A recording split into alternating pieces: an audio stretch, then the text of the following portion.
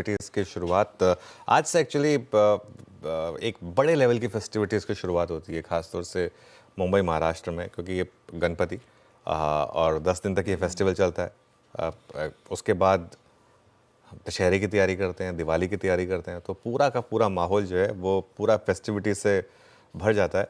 और अगर बहुत लोग को ये लगता है कि कहीं भी अगर आपको लग रहा हो कि आप थोड़ा डाउन फील कर रहे हैं, तो आप बस निकल जाइए मैं कहूँ शाम को बस निकल जाइए, किसी भी पंडाल की तरफ बढ़िए, किसी भी आप बीच की तरफ चले जाइए, कहीं भी किसी मंदिर की तरफ चले जाइए आप, और कहीं ना कहीं आपको एक अलग लेवल ऑफ एनर्जी मिलती है इसकी वजह से।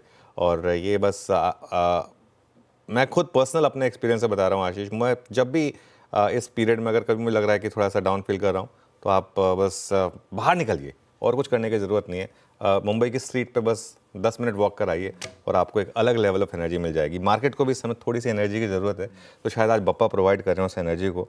आज क्या लगता है, देखिए उस पर बात करते हैं सबसे पहले।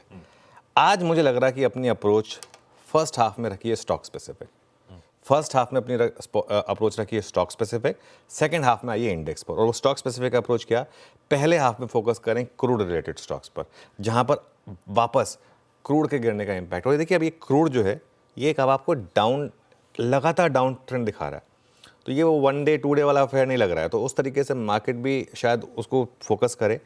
मेरा ये मानना है कि आज सबसे ज़्यादा चलेगा FMCG index.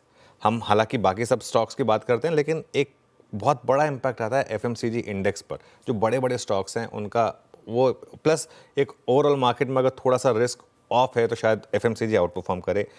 Hindustan Unilever, Asian paints, Pidilite, Berger paints, ये कुछ स्टॉक्स हैं जिन पर आप फोकस कर सकते हैं। मेरा ये मानना है कि इनमें आपको या तो बास्केट अप्रोच चलेगी या इंडिविजुअल स्टॉक अप्रोच चलेगी, इस अप्रोच में पैसा बनेगा। ऑयल मार्केटिंग कंपनीज और इंटरग्लोब एविएशन, यहाँ पर ऑलरेडी काफ़ी रैली हो चुकी है, लेकिन लगातार इन पर पॉजिटिव व्यू रहा है। मेरा ये मानना है कि ये थोड़ा सा और रैली को, यहाँ पर आपको आगे और रैली देखने को मिलेगी। यहाँ पर अपग्रेड्स भी आ रहे हैं और यहाँ पर थोड़ा सा आपके पास अभी भी वैल्यूएशन कंफर्ट है इन सारी की सारी पॉकेट्स में। आज जो सेक्टर में वॉच आउट करूँगा वो है आईटी। मेरा ये मानना है कि आज आईटी हो सकता है कि थोड़ा मिक्स शुरुआत करे, लेकिन 2 दिन का जो ट्रेंड है ना वो बहुत पॉजिटिव है। आप देखिए दोनों दिन आईटी डे हाई पर बंद हो रहा है, कल भी बहुत ज़बरदस्त रैली के साथ बंद हुआ।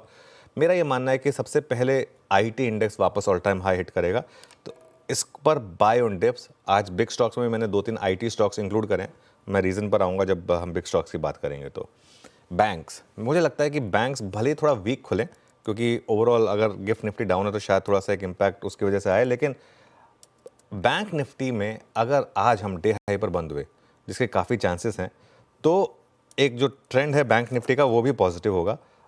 और बैंक निफ्टी जो थोड़ा सा पोजिशनल कंफर्ट अब दे भी रहा है थोड़ा, वहाँ पर एक व्यू पॉजिटिव बन रहा है।